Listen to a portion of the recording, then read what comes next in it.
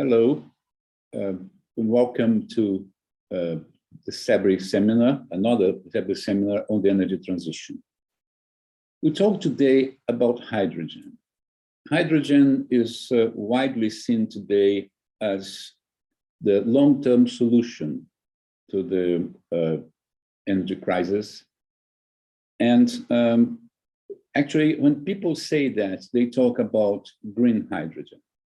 But that's the way to produce hydrogen that is totally free from emissions, and obviously the use of hydrogen as a source of energy or as an industrial reduction agent is also fossil fuel, it's carbon free. So this is not debatable. What is debatable is the timing of the transition. This is the key issue, and that has to do obviously with economics and the way you handle hydrogen. These are not easy topics. These are relatively technical, and up to some time ago, not amenable to consensus. But over the past few years, few years, over the past couple of years, or 3 or 4 years, as happened with many, many other issues in the energy transition, this became abundantly clear that the way to produce hydrogen at scale and in a way that is free from carbon, because as you know, the way we produce hydrogen today is from natural gas, which is a production process that releases CO2 in the atmosphere, is obviously polluting. So how to produce green hydrogen at scale?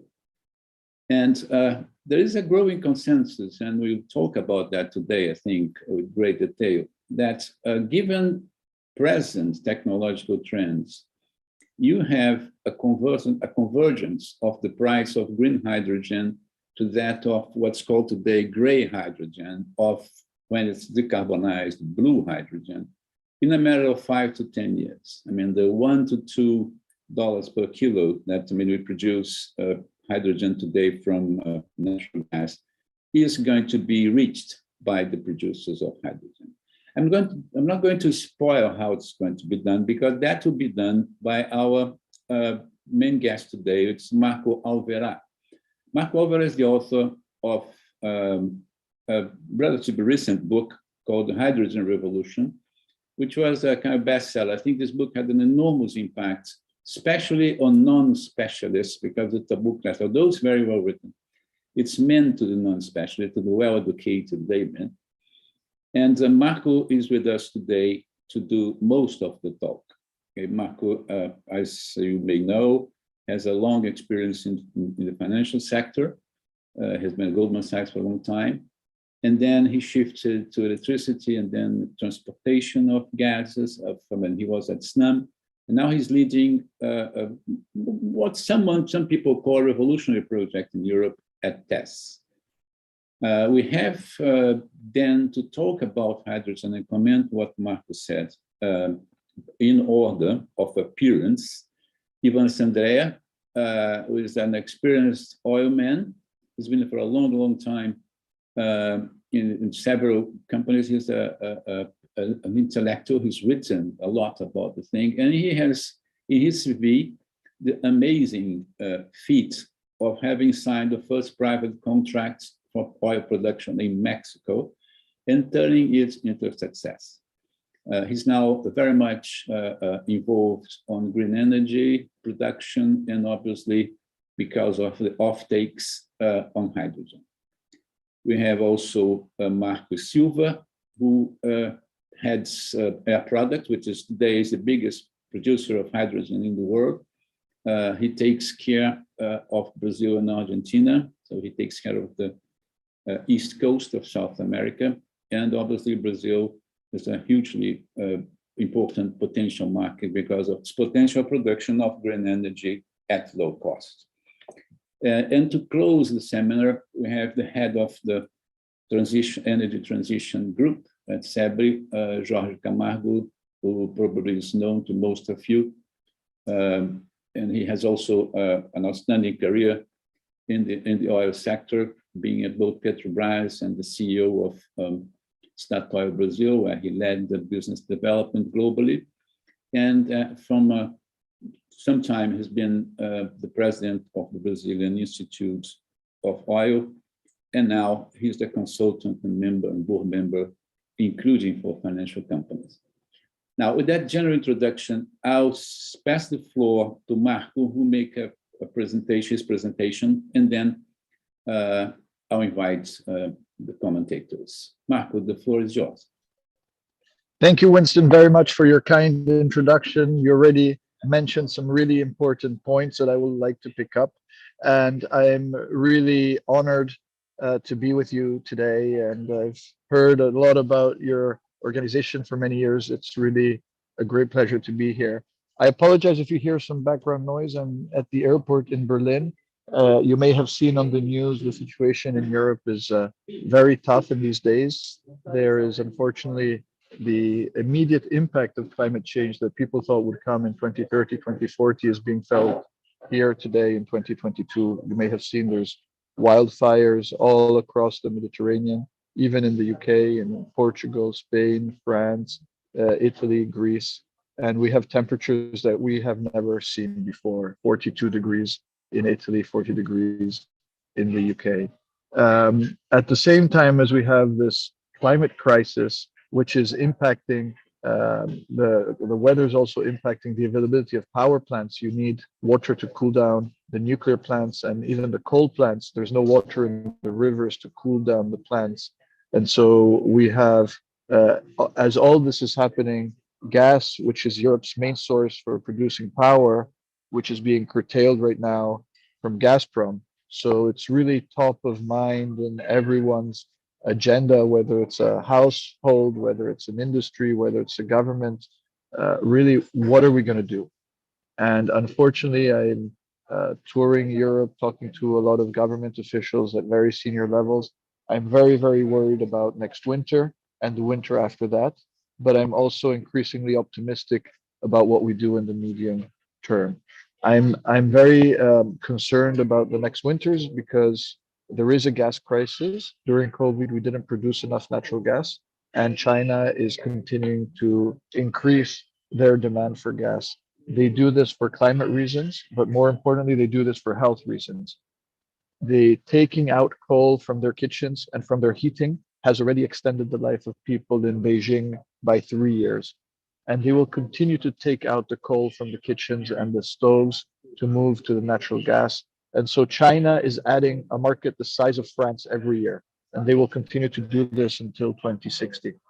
We got distracted with COVID on the supply side, so no one really built new LNG. And so the gas prices really hit Europe in October, way before the 24th of February invasion.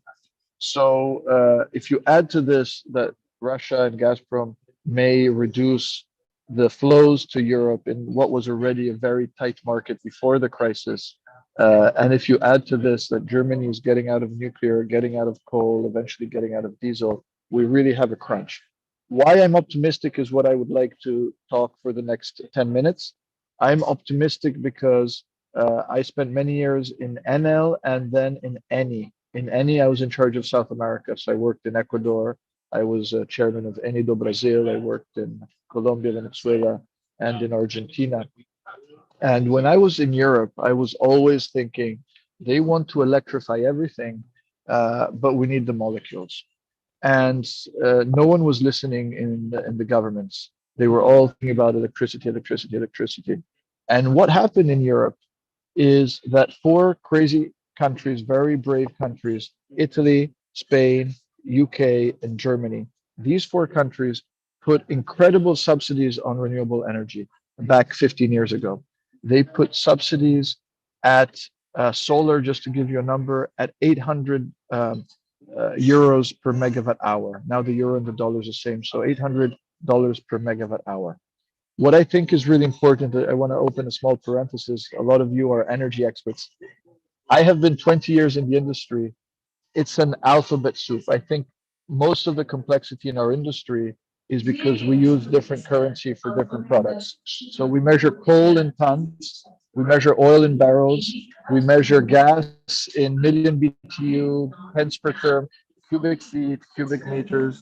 We measure hydrogen in kilos.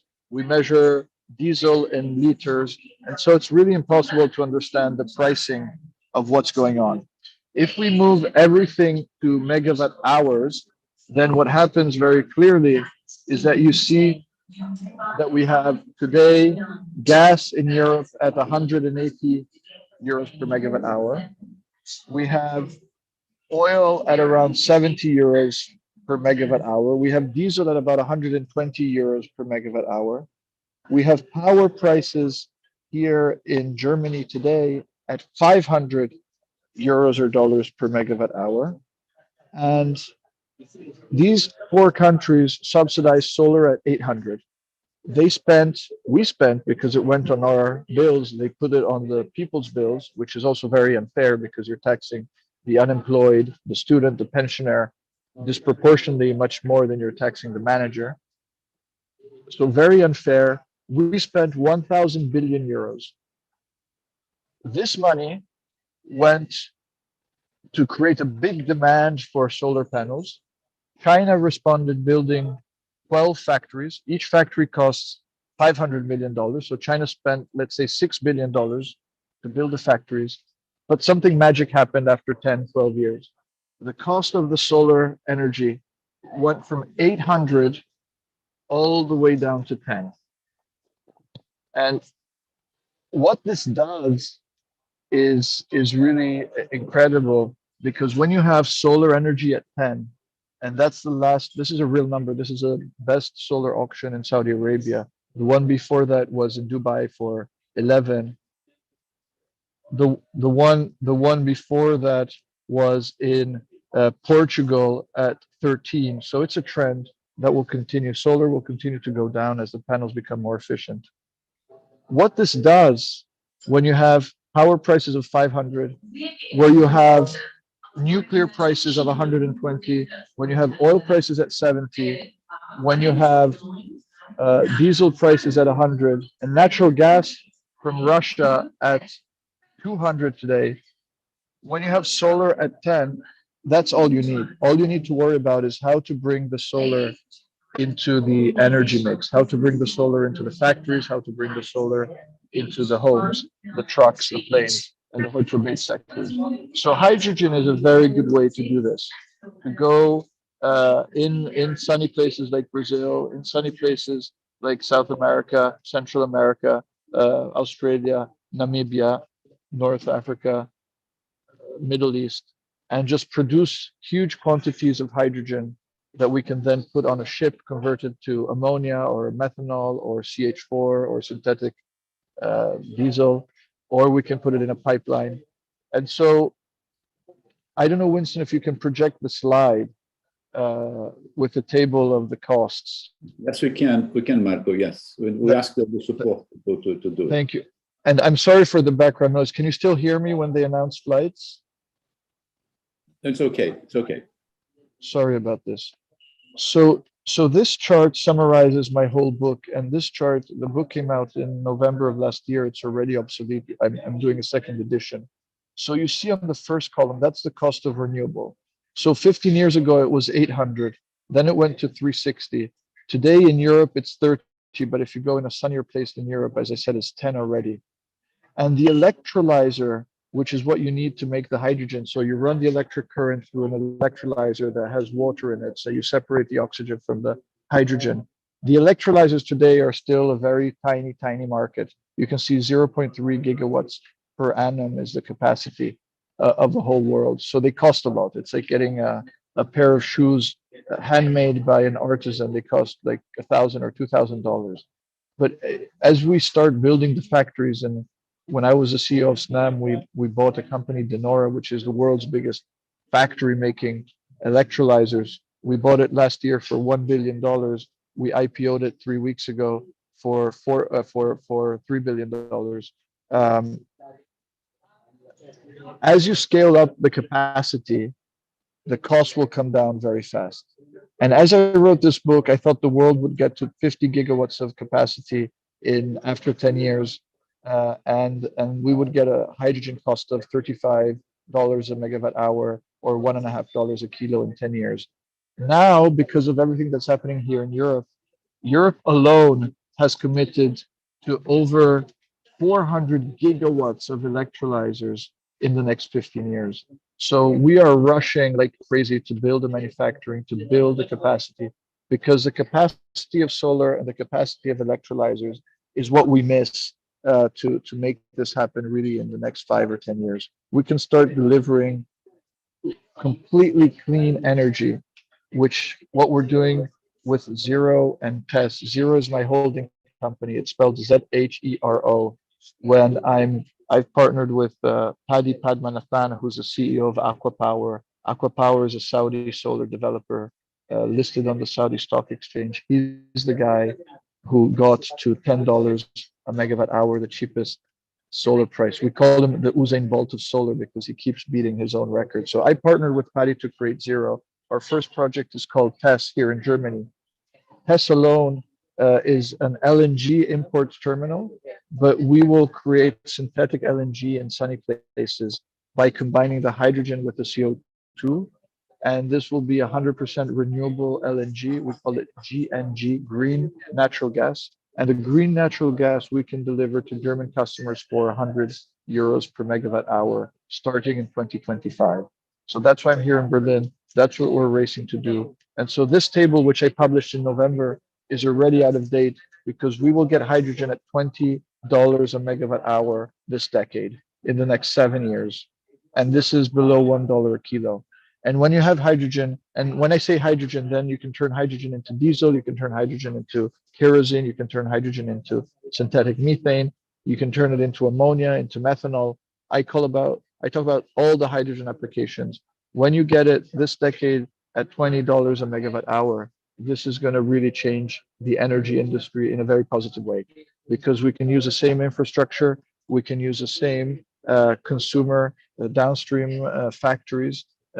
People who are burning methane, they can just go to burning renewable methane or hydrogen. You can blend ammonia into the coal grid. So I would go on a lot more, but this is just to say that this is going to happen to add security of supply, because we can create hydrogen wherever it's sunny or windy, or ideally like in Chile, where you have both sun and wind, or in Morocco or in Saudi Arabia. Air Products, who we'll talk later, is a world leader in doing this. We have partnered by selling. We are selling through ThyssenKrupp the electrolyzers. I say we, it's my old company. They are selling the electrolyzers into the NEOM project in Saudi Arabia. I'm sure we'll hear more about that. But this is not to say that it will all be hydrogen. I think the fully decarbonized energy mix of the world in 2050 or 2060 is going to be half electrons. So 50% of the primary world energy consumption will be electrons, direct solar and wind. And the other 50% will be split in half. Half will be biomass or fossil with CCS, and the other half will be hydrogen and hydrogen derivatives. This is a huge opportunity. This is why I left the comfort of a big state company to become the CEO of TESS, which is a startup here in Germany. This is why I've done Zero we don't need, by the way, we don't need the table anymore. This is why I've done Zero with Paddy and other investors. It's because to do this, we need big, large-scale bankable projects like the NEOM project. We need to get the offtakes. We need to find ways to bring the solar energy into the factories. And this will require a lot of capex. This will require more than $100 trillion of capex. And this will require a lot of renewable energy, like 50 or 60,000 gigawatts of renewable energy. The space is there, the technology is there, the materials are there, the demand is there, the political will is there, the consumer demand is also there. We really need to build the factories so that we don't run into supply chain issues, which is the only thing that can stop us. So I think this is very good news for everyone. It's very good news for the oil industry that has a future where it can reinvent its existing infrastructure. It's good news for the environmentalists. It's good news for consumers. It's good news for security of supply. It's good news for jobs as we create new industries and new jobs. And this is very pragmatic. I've been 20 years working on big fossil projects, making discoveries in the pre-salt in Brazil, trying to buy a piece of Petrobras's gas grid when I was in SNAM together with EIG. I'm a very old school, conventional, pragmatic energy person. But finally, I see this as really an incredible opportunity to try to address the three issues of energy, which is always price, security, and climate. And the order changes all the time. And as I'm sitting here in Europe, looking at most of my friends worried about their homes because of the fires in Tuscany, I don't know if climate, security, or price, I don't know what comes first, but we really need to rush to put the panels where it's sunny and to save as much energy as we can, because it's going to be some really tough 2 or 3 winters ahead. I would stop here. Thank you, Marco. Thank you very much for this very comprehensive and optimistic but realistic introduction. Very, very good. I'll now invite Ivan Sandrea for an experienced view from the oil sector, from a man that is also changing as the time passes. Thank you, Winston, and thank you, Marco, for an excellent presentation, and nice to see you again. We met at the performance theater in Oslo several times, and in London back when I was living there. But that's right. Great to see you again. Thank you. Good to see you. So, you know, I am very optimistic on hydrogen because it is actually a natural extension of a lot of things that are in place today and a lot of knowledge. Also, from an environmental point of view, you know, I am more in favor of this process than on a huge mining activity to produce the batteries. But, you know, I don't want to deviate the conversation to that, but it does have a huge weight because ultimately the solution has to deal with everything, you know, energy security, cleaner energy, but it shouldn't be creating new challenges from an environmental point of view. So I am positive and constructive on the potential for hydrogen economy to be disruptive across many industries. So there's no doubt about that. So I, you know, commend your enthusiasm, and hopefully you can be a leader for change on that. Personally, what I'm seeing is important progress this year with regard to the catalyst. There's simply not enough projects, but it appears that now more are coming, and that should bring down cost. So that's a nice a complement to the background assumptions that are driving this new, let's say, push towards hydrogen. I am all in favor to see a stepwise transition rather than one that skips everything. You know, when with the oil and gas industry, with all this capacity, should be, you know, playing a leading role in this, driving forward, converting the processes, creating the hydrogen and integrating further. So, you know, I know that there are two views. One is forget about that industry and start fresh from solar and wind. But those industries also have challenges. You know, we see today wind industries moving even slower pace than we would have hoped for, even in a country like the US here, where, you know, all projects are simply moving to the right in terms of timeline. So, you know, both should be able to coexist together.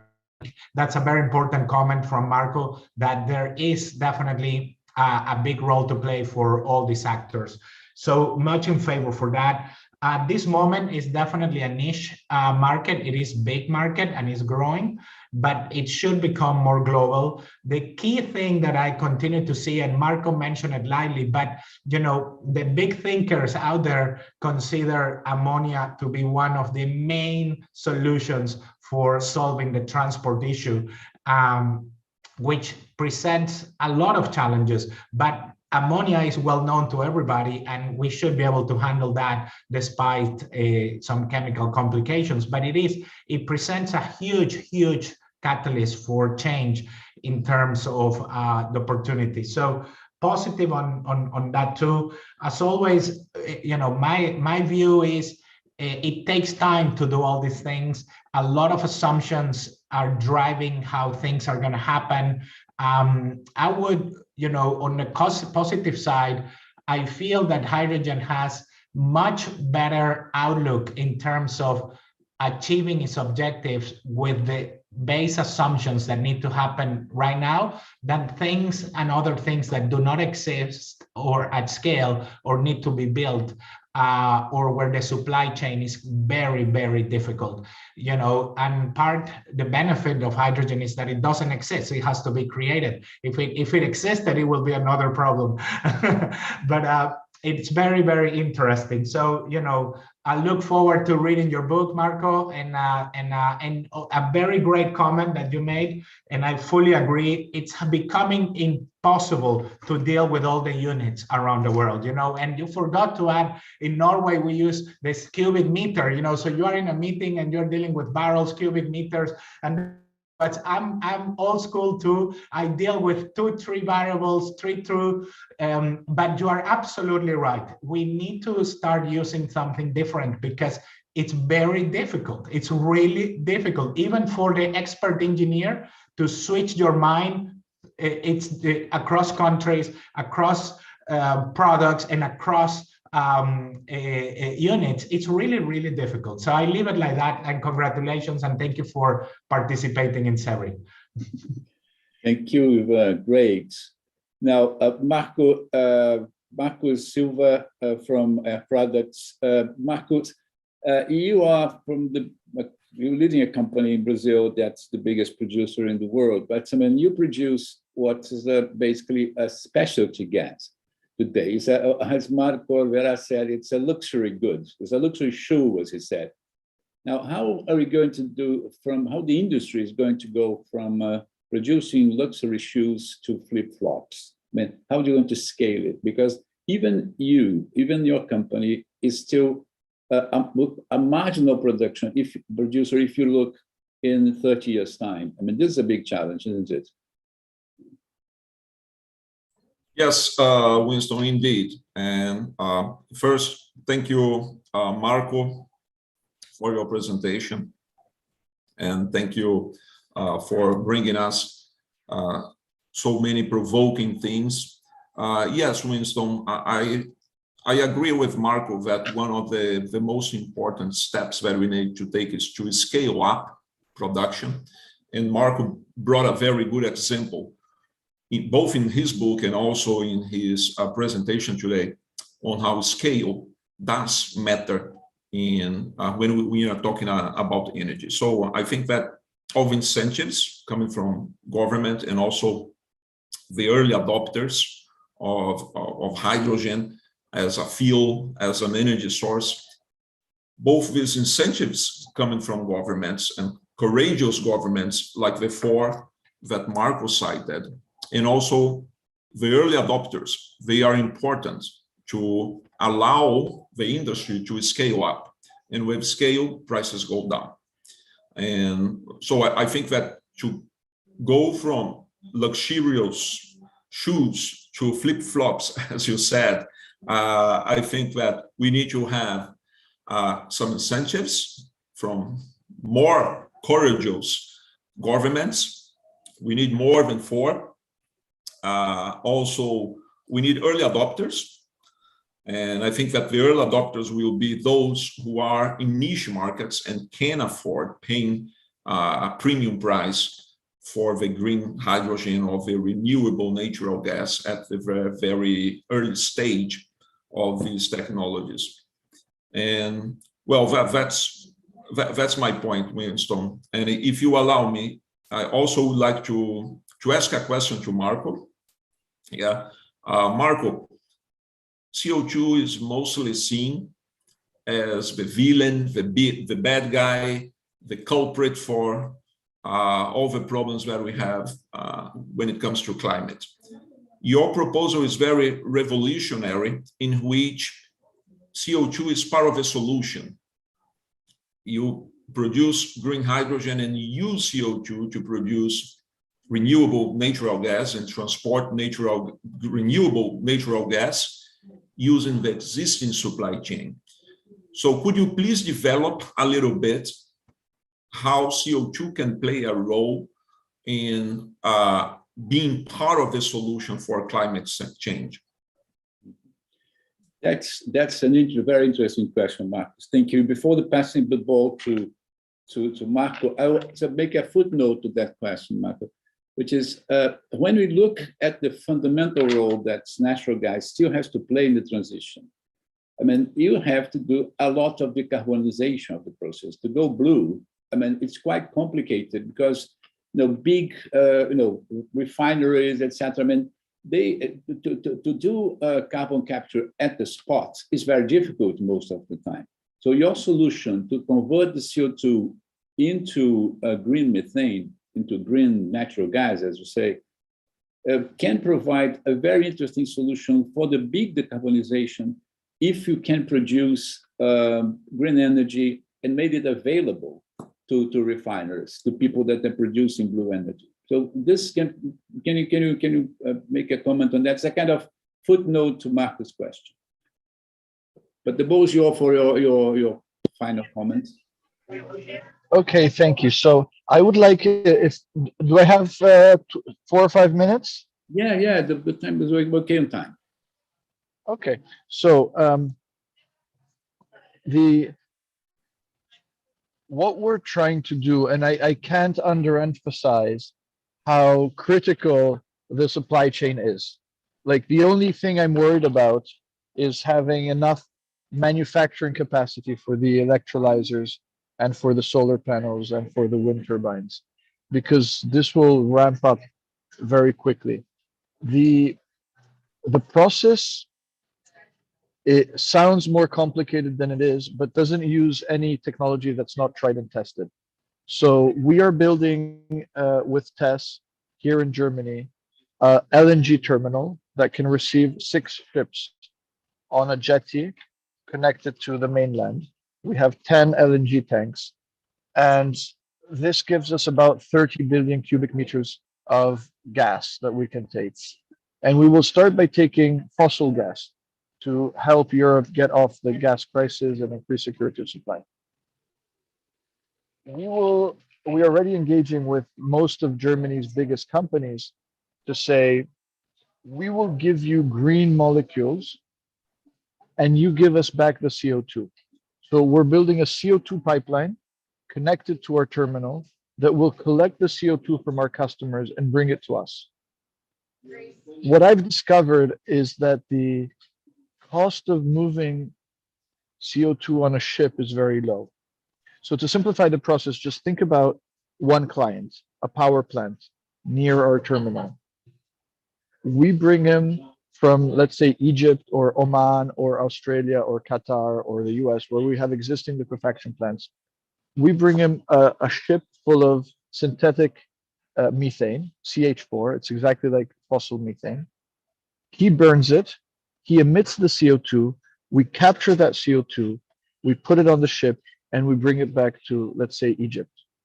There, with a process called Sabatier, we merge the CO2 and the hydrogen and we recreate the synthetic methane. And so we bring that ship back to the customer. He gives us a CO2, we bring the CO2 back. The CO2 and the LNG can travel on the same ship. One product is at minus 160, the other product is at minus 50. Technically, it can be one ship. If it's 2 ships, it's a little less efficient, but that's not the point. You should think of the CO2 as an empty glass bottle, like a mineral water bottle that we recycle. So the CO2 is a carrier for the hydrogen. And if you compare the cost of liquefying the hydrogen, of converting the hydrogen into ammonia and then breaking it up back into hydrogen, of doing methanol and then converting it back to hydrogen, or the CH4, you will discover that the CH4 is the cheapest. It's also the most natural. It's what nature does. CH4 is a very stable element. It's safe. If you do it right, we can minimize the leakage. So for me, there were 2 discoveries that convinced me to invest basically all my career and my money into this project, which is how cheap it is to move the CO2 around and use it as a carrier, but also how efficient it is to go from an electron made in Egypt or in Chile or in Brazil and convert that electron into a synthetic LNG. You lose about half of the energy, which the purists and the engineers say this is a good reason not to do it because you're throwing away half of the energy. But if you're starting with solar energy at $10, and you have today power prices in Germany at $500, you know, if I throw away half the energy, not including the capex, I can get hydrogen at $20, and sorry, I can get CH4 at $20. Of course, you have to add in the capex, so that's why we get back to $100, including the CO2. But to deliver renewable CH4 in Germany at 100 euros a megawatt hour, even normalized gas prices, including CO2, are about 100 euros a megawatt hour for fossil gas. So I can assure you, we have a queue of people wanting to sign up. So when our customers sign up by the end of the year, then we become the biggest off-taker of renewable energy and hydrogen in the world. We can start working with a lot of you guys in any country to partner, because we will never have the capital to build 288 gigawatts of renewable energy. We need partners, we need to mobilize countries, we need to get the big players involved, and this is going to be very good news for everybody.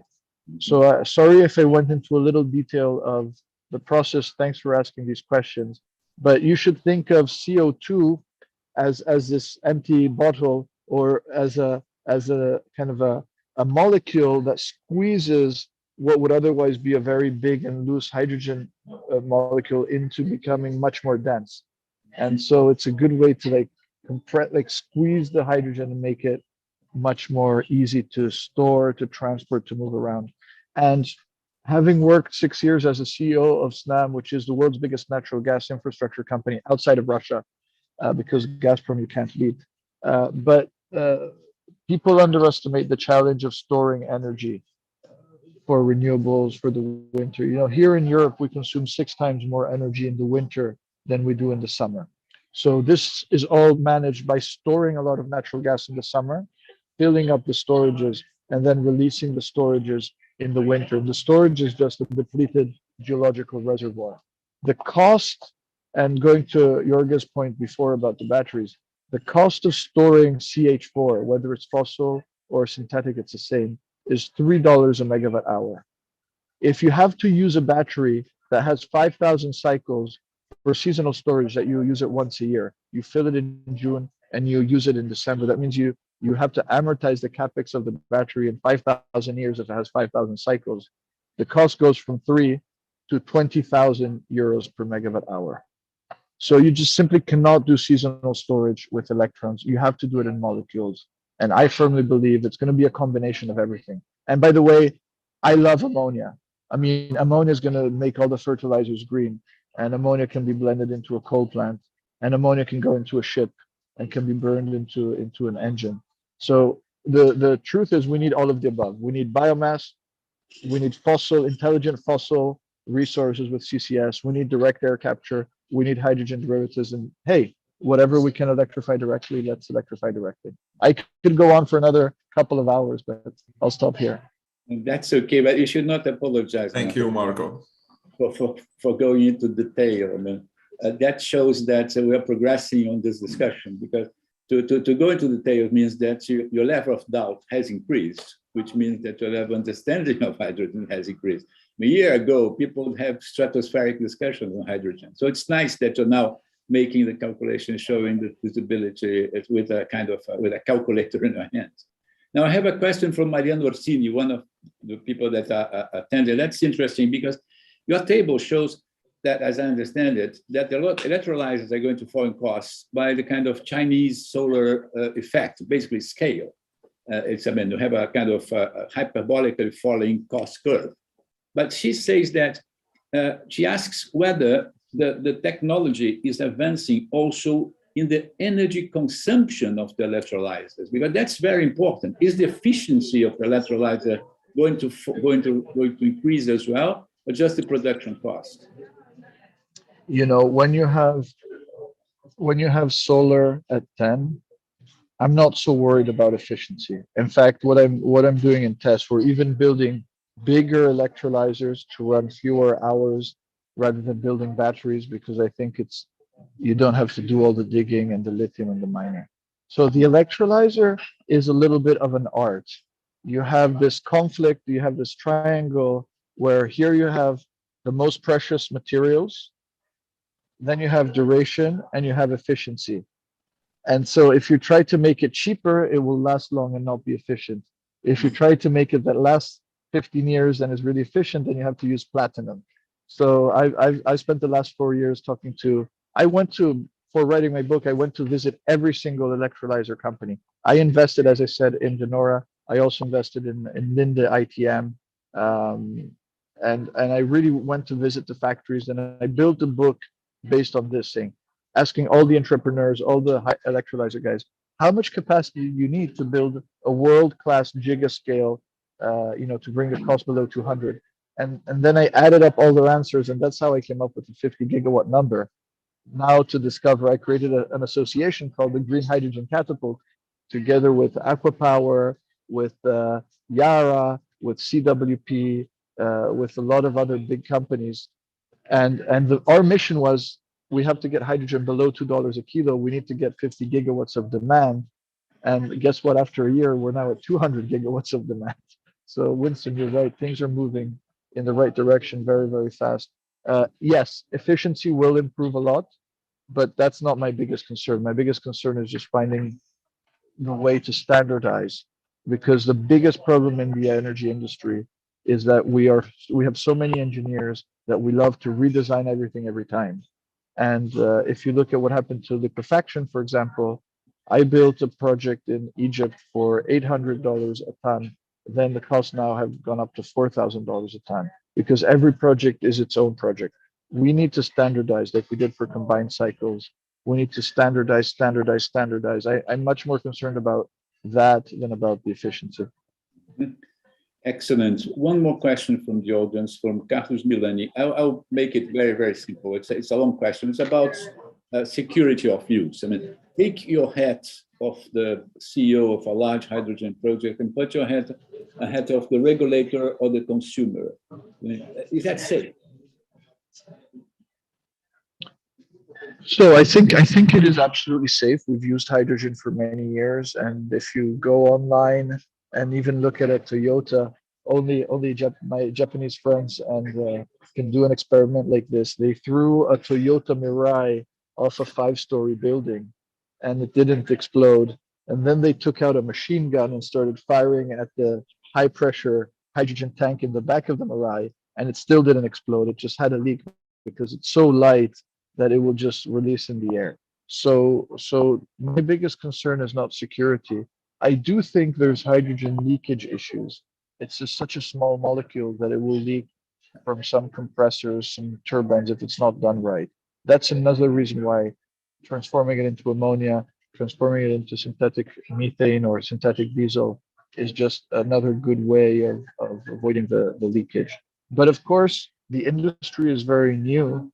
So if you have an accident, it could really set the industry back many years. So we have to really take safety very seriously. And, we got to the safety standards we have in the power sector, in the oil and gas sector, because we've been doing this for 100 years. If you were to calculate the number of people who died in the power sector or in the early oil and gas sector, we cannot afford that in today's world. So we really need to overinvest in safety and avoid any accidents, because that's the right thing to do, but also because reputationally, we can't run the risk of derailing the whole industry because of an accident somewhere. Excellent. Now, before I pass the floor to Jorge for the closing comments, I want to thank you, Marco, for we know that how your life changed over the past 48 hours because of the crisis. I mean, you were expecting to do this from the comfort of your office in Milan, was doing from an airport, but it worked out very well. And so, Jorge, the ball's with you. Thank you. Thanks very much. I really enjoyed this. No, thank you, Winston, Marco, Marcus, and Ivan. It was really a fascinating conversation. I was really thrilled by how much new information, new ideas that you guys brought to us. I think, and in fact, the current climate crisis in Europe that Marco described so vividly, only emphasize that what I think is one of the main takeaways of this conversation, which is how logic, how inexorable, or perhaps imperative it is what Marco calls this hydrogen revolution. And it is really a revolution because it changes lots of how we deal with energy in the world.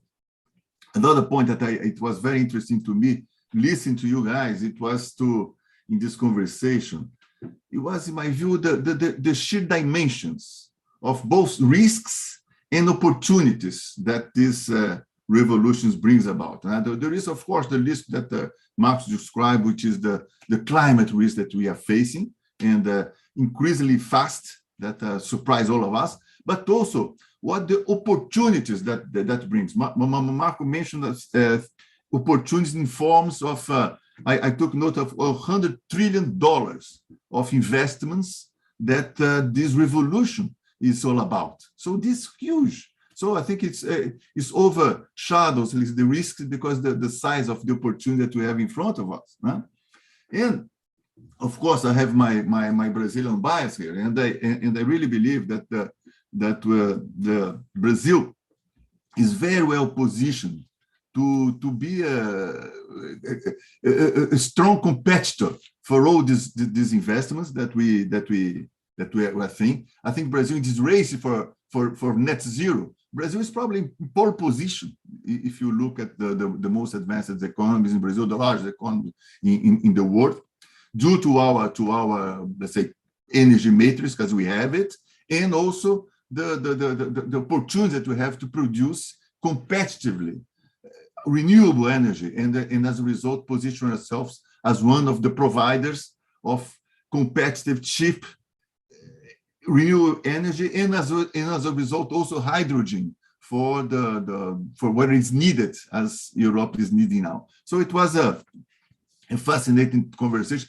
I like very much also the point that Ivan Andrea made about this kind of integrated view that you have to have when you look at this revolution. Huh? It's not just about hydrogen. It's about also the transport, and even the upstream companies. They are looking at this opportunity. They should be looking at the opportunities because they have the technology, they have the talents, they have a lot of aspects that they could bring to the table.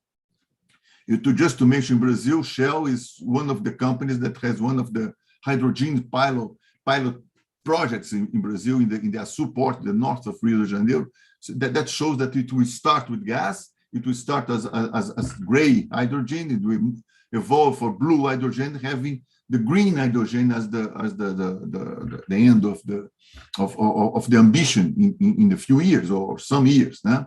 So I like very much. I like the idea. It's a very important point that was made by Marcus, that to have an integrated unit also to express energy in a way that we can all these people that are going to be involved in this revolution can talk to each other, understand energy as a whole. I like. Thank you, Marco Silva, for the question to explain how to transform CO2 into methane. That's something that's mind blowing, and it makes a lot of sense. So it was a fantastic conversation. I really enjoyed. Thank you very much, Marco Alverà. Thank you very much, Ivan, my good friend, Ivan Andrea. Jorge, may I make a point? Because we have a question from Clarissa Lins, who's a member of CEBRI, and also everything to listen to Clarissa. That's a very important. So I would not like to leave that. Marco, are you still there? Because we have a question about whether you're concerned. Okay, thank you. Yes, there's a question about. No, very good. Okay. Sorry? Bye-bye. I can hear you. I was answering to some of the questions on the chat.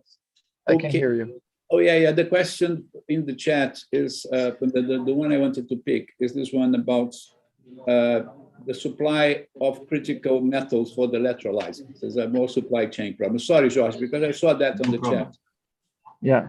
No, that's a great point. I'm more concerned about manufacturing than materials. The electrolyzer will have a stack. The stack is what decays over time. The stack is what has a material. But if you look at the overall cost of the electrolyzer, the balance of plants and materials, the tanks, the stack is a core, but it's not so expensive to change. And as I said before, we could do everything in platinum. We would probably run out of platinum and we'd spend a lot of money. We can do a lot with other cheaper metals. And so there's many, many ways to do electrolysis. And the great news is a company like Denora has been doing it for 80, 90 years. So there's a hydrogen, direct hydrogen as an energy carrier is relatively new, but electrolysis and hydrogen and petrochemicals is very, very old. So there's a lot of experience, there's a lot of literature, there's a lot of that. Okay, ball back to you, Jorge, for the final. No, I just want to thank you, Marco Alverà, Marcos and Ivan, for their fantastic presentations and discussions. Thank you, Winston. Winston was the one that conceived and did a very good job conducting this conversation. So thank you all. Thank you for our, on behalf of CEBRI, I'd like to thank you all for our distinguished audience for participating in this conversation, which I'm sure will have a strong impact in Brazil. Thank you very much, you all. Thank you. I hope I answered all the questions on the live chat. If anyone has any other questions, you can get in touch through social media. Excellent, Marco. Thank you very much. Have a good trip. Bye. Bye-bye. Thank you, guys. Have a great day. Bye-bye, Marco.